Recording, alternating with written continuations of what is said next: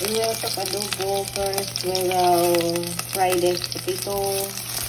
Then followed by garlic, onion, and then this one, chicken.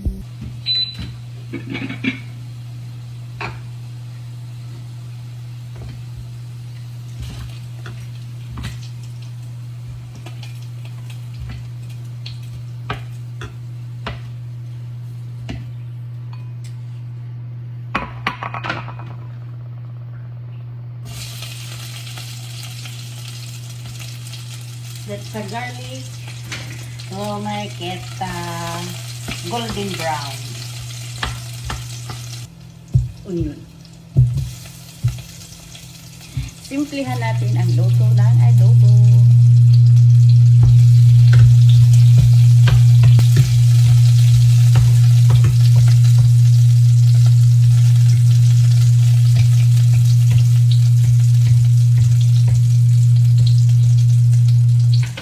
And then, sit aside lang natin yung, ligilid lang natin yung onion at garlic.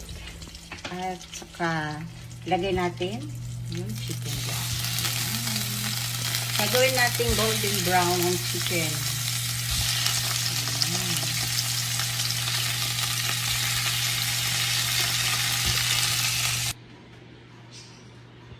Okay guys, tinakpan ko muna. So, mamaya-maya, susunod ko yung soy sauce, black pepper, laurel, at saka konting sugar.